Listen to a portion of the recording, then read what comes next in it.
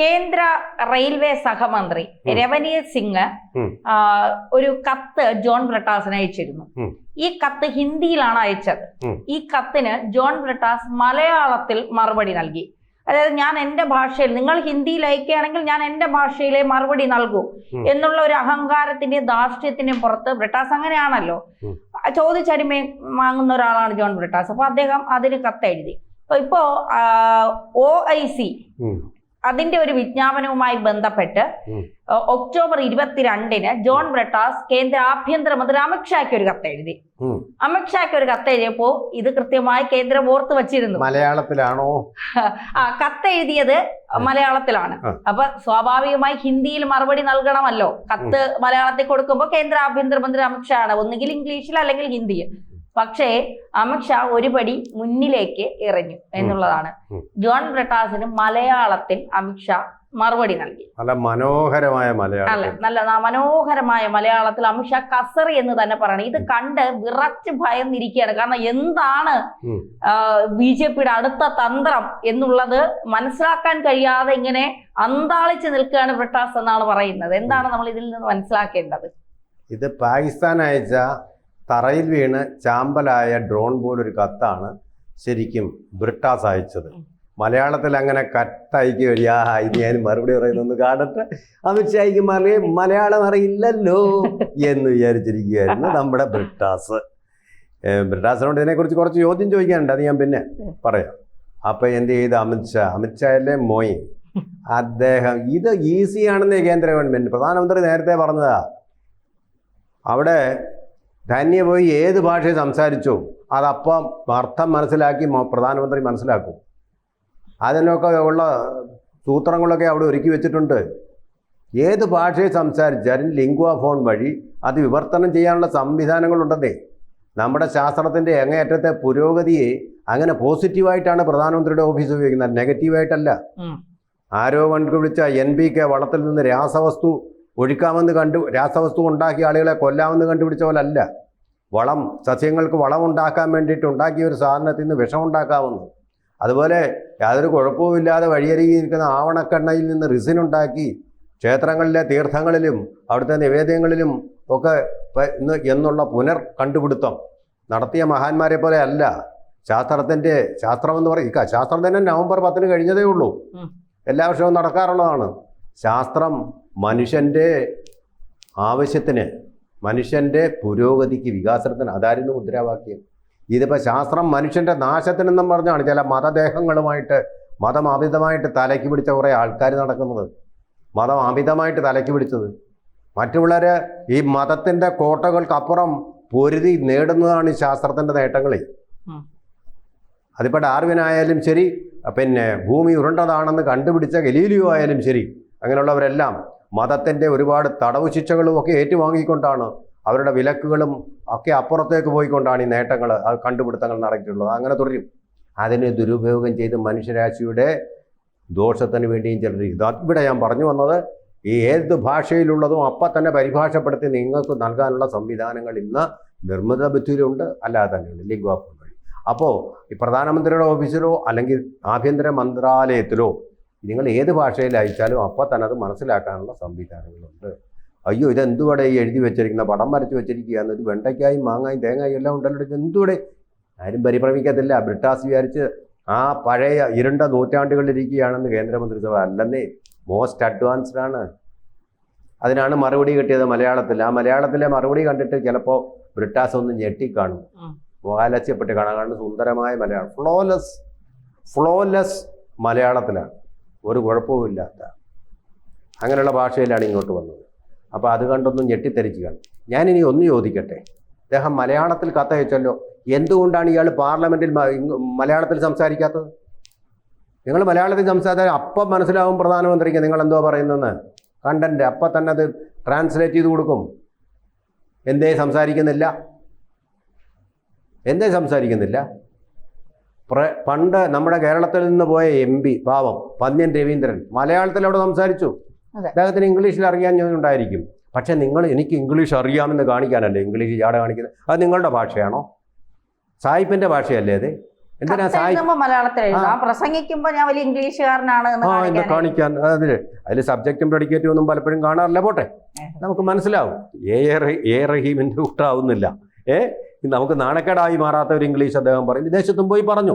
അഭിനന്ദിക്കുന്നു അദ്ദേഹത്തിന്. ഒരു നല്ല മനുഷ്യൻ, ബ്രിട്ടാസ് പേഴ്സണലായിട്ട് നല്ല സുഹൃത്താണ്. എന്നെ സംബന്ധിച്ചിടത്തോളം നല്ലൊരു സുഹൃത്താണ് അദ്ദേഹം. വളരെ വിനയവാനായ ഒരു സുഹൃത്ത്, സ്നേഹമുള്ള സുഹൃത്തുമാണ്. പക്ഷേ രാഷ്ട്രീയമായിട്ടാണ് ഞാൻ ഈ പറയുന്നത്. അപ്പോൾ അവിടെ നമ്മൾ ആ ജാട കാണിക്കുന്നു. ഇവിടെ വരുമ്പോൾ അദ്ദേഹത്തിലേക്ക് ഒരു മലയാളത്തിൽ, ഇംഗ്ലീഷ് അറിയാൻ കഴിഞ്ഞിട്ടൊന്നും അല്ല, അത്യാവശ്യം പറയാൻ അറിയാം. അല്ലാതെ ഈ നമ്മുടെ ഉന്നത വിദ്യാഭ്യാസ മന്ത്രിയെ പോലൊന്നും അല്ല, ആർ ബിന്ദുവിനെ പോലൊന്നും അല്ല. English I carry my head always, അല്ല I carry my house always in my head. CPM അല്ലേ ഇതൊക്കെ കിട്ടുമല്ലോ. CPM ഇതൊക്കെ കിട്ടും. ആ CPM കാരിയാണ്, അതാണ് അതിന്റെ യോഗ്യത. അത്രയേ ഉള്ളൂ. അത് വേണ്ടത്. അതവിടെ നിൽക്കട്ടെ. നമുക്ക് ഈ വിഷയത്തിലേക്ക് വന്നു കഴിഞ്ഞാൽ ഈ മലയാളം അങ്ങോട്ട് എഴുതി കാണിച്ച് നിങ്ങൾ മലയാളത്തിൻ്റെ മഹത്വം ഘോഷിച്ചുകൊണ്ടാണ് കേരളത്തിൽ മലയാളം, ശരിയാണ്, EMS എഴുതിയതാണ്, കേരളം മലയാളികളുടെ ജന്മഭൂമി എന്നുള്ള പുസ്തകമൊക്കെ എഴുതിയിട്ടുണ്ട്. ശരി, ഈ അഭിമാനമൊക്കെ കൊള്ളാം. അതാ ഹിന്ദിയോട് നിങ്ങൾക്ക് ഇത്ര വെറുപ്പ് എന്തിന്? എന്ത് തെറ്റ് ചെയ്ത് നിങ്ങളോട് ഹിന്ദി സംസാരിക്കുന്ന ആൾക്കാരുടെ സംസ്ഥാനത്ത് CPM ഒന്നുമല്ല എന്നുള്ളത്, അതാണ് അതിൻ്റെ കാര്യം. അതല്ലേ അതിൻ്റെ കാര്യം.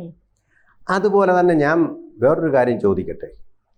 നിങ്ങൾ ഈ മലയാളത്തിനെ ഇങ്ങനെ മഹത്വവൽക്കരിക്കുന്നു, സംസാരിക്കുന്നു, സന്തോഷം. മലയാള സർവകലാശാലയിൽ ഭാഷാപിതാവായ തുഞ്ചത്തെഴുത്തച്ഛൻ്റെ ഒരു അർത്ഥകായ പ്രതിമ എന്താ നിങ്ങൾ ഉണ്ടാക്കാത്തെ? നിങ്ങൾ ഉണ്ടാക്കാത്തെ?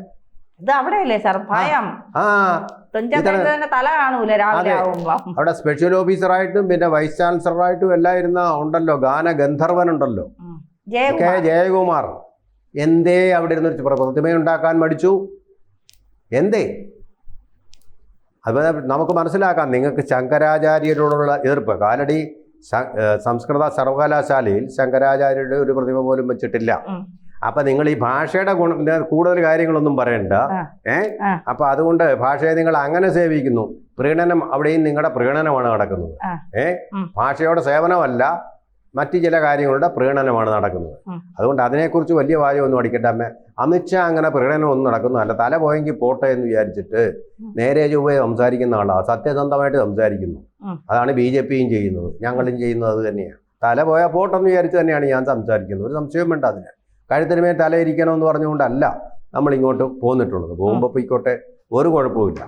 പക്ഷെ സത്യം പറയാതെ ജേർണലിസ്റ്റിന്റെ ചുമതല ധർമ്മം എന്ന് പറയുന്നത് സത്യം പറയുക എന്നുള്ളത്, ആരെയും ഭയക്കാതെ പറയുക എന്നുള്ളതാണ്.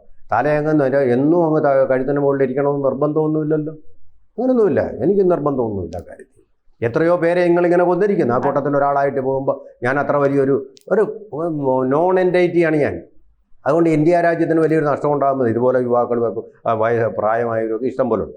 അതുകൊണ്ട് ധൈര്യമായിട്ട് ഞാൻ പറയുന്നത്, എനിക്ക് നിങ്ങൾ അങ്ങനെ ഒരു പ്രത്യേക സമുദായത്തിൻ്റെ വോട്ടിൻ്റെ ആവശ്യമില്ല. എൻ്റെ പത്രം അവിടെ കൊണ്ടുപോയി ചിലവാക്കേണ്ട ആവശ്യമില്ല. അതുകൊണ്ടാണ് ഈ കാര്യങ്ങൾ ഞാൻ പറയുന്നത്. അപ്പോൾ ഇതിനകത്ത് ഈ വിവേചനം പാടില്ല. ഹിന്ദി ഭാഷയെ നിങ്ങൾ വെറുക്കുന്നു. അതുകൊണ്ട് തമിഴ് അഭിമാനം എന്ന് പറഞ്ഞു നടക്കുന്നു. ഏറ്റവും നന്നായിട്ട് ഹിന്ദി സംസാരിക്കുന്നവർ എൻ്റെ കൂട്ടുകാർ തമിഴന്മാരാണ്. എനിക്ക് ഹിന്ദി അറിയത്തില്ല, സത്യം പറയാം. പക്ഷേ ഹിന്ദിയോട് എനിക്ക് വെറുപ്പൊന്നുമില്ല. ഹിന്ദി പാട്ടുകൾ എനിക്ക് വലിയ ഇഷ്ടമാണ്. ഞാൻ ഹിന്ദി സംസാരിക്കാനും പോകാറില്ല. പക്ഷേ എന്ത് ചെയ്യാം, തമിഴ്നാട്ടുകാർ ഇതിനേക്കാൾ സുന്ദരമായിട്ട്, ഞാൻ ഫിലിം ഇൻസ്റ്റിറ്റ്യൂട്ടിൽ പോയപ്പോൾ കണ്ടതാണ്, തമിഴ്നാട്ടിൽ നിന്ന് വരുന്നവർ സുന്ദരമായിട്ട് ഇംഗ്ലീഷ് സംസാരിക്കുന്നു. എനിക്ക് അവിടെ ഒരു കടയിൽ പോയി ഇഞ്ചിയുടെ ഹിന്ദി പേര് അറിയത്തില്ല. ഡൽഹിയിൽ പോയപ്പോൾ എനിക്കൊരു പറ്റി ആപ്പിൾ വാങ്ങിക്കാൻ പോയി. ആപ്പിൾ എന്ന് പറഞ്ഞു, അവർക്ക് മനസ്സിലാവുന്നില്ല. സേവെന്നോ മറ്റോ പറയണോ ആപ്പിളിന്, അങ്ങനെ പറഞ്ഞെങ്കിലേ അവർക്ക് മനസ്സിലാവും. ഇപ്പൊ ഈ പരിമിതികളൊക്കെ മറന്നു കഴിഞ്ഞിരിക്കുന്നു. നെറ്റിൽ കൂടെ ഒന്ന് നോക്കി അതിന്റെ ഇംഗ്ലീഷ് ഏത് ഭാഷ. ഇവിടെ ഇപ്പോ അമിത്ഷാ ബംഗാളിനെ ഗംഗാ നദിയിലൂടെ ഇങ്ങ് പിടിക്കും. ഭാഷാതന്ത്രത്തിലൂടെയാണ് കേരളവും തമിഴ്നാടും ഒരു കാര്യമാണ്. ശിവന്റെ തിരുജടയിൽ നിന്ന് ഉത്ഭവിച്ച് ഗംഗാനദി പോകുന്നത് ഇങ്ങനെ വലിയൊരു ആരവത്തോടു കൂടി. അവിടെ പോയിട്ടുണ്ടോ ഹരിദ്വാറിൽ പോയി കഴിഞ്ഞാൽ ഗംഗാനദിയുടെ പ്രവാഹം കൊണ്ട് തന്നെ ഇങ്ങനെ നിന്ന് കഴിഞ്ഞാൽ ചെവിക്കല്ല് പൊട്ടിപ്പോവും. അത്ര സമ്മർദ്ദത്തിൽ ഒഴുക്കിലുമാണ് അത് വരുന്നത് ഹരിദ്വാറിൽ മുങ്ങാൻ പോകുമ്പോൾ. അതുകൊണ്ട് നമ്മൾ വശം തിരിഞ്ഞ് നിന്നിട്ട് വേണം അവിടെ ഗംഗയിൽ മുങ്ങാൻ. അതൊരു ഉപദേശമാണ്. അപ്പോൾ അങ്ങനെ വരുന്ന ഗംഗാനദി ആദ്യം വരുന്ന ബീഹാറാണ് സംസ്ഥാനങ്ങളിൽ. ഉത്തർപ്രദേശ് കഴിഞ്ഞിട്ട് ബീഹാറിലാണ് വരുന്നത്. ഉത്തർപ്രദേശ് ആൾറെഡി BJP ആണല്ലോ. ആ ബീഹാറിൽ അരക്കിട്ടുറപ്പിച്ചു ആര്? BJP. എന്ന് മാത്രമല്ല ഇനി ഒരിക്കലും അവരുടെ കോൺഗ്രസ് മുളയ്ക്കാൻ പോകുന്നില്ലെന്നും ഉറപ്പിച്ചു കഴിഞ്ഞു. അത് കഴിഞ്ഞാൽ പിന്നെ ഒഴുകുന്നത് ബീഹാറായിരിക്കും. അവിടെ ഉറപ്പുവരുന്നത് ഇനി തൃണമൂൽ ഒരിക്കലും തൃണമൂല തലത്തിൽ പോലും അവിടെ ഉണ്ടാവില്ലെന്നായിരിക്കും. ഒരു സംശയവും വേണ്ട. SIR കഴിയുമ്പോൾ തന്നെ വോട്ടർ പട്ടിക ശുദ്ധമാവും. ആ ശുദ്ധീകരണ പ്രക്രിയ നടക്കുന്നതോടുകൂടി ബംഗാളിൻ്റെ ശുദ്ധീകരണവും നടക്കും. അതെ, ആ ഒരു ആത്മവീര്യത്തോടു കൂടിയാണ് അമിത്ഷാ ഇരിക്കുന്നത്. സംശയമൊന്നുമില്ല. അത് ഒഴുകണം. സത്യം ജയിക്കണം.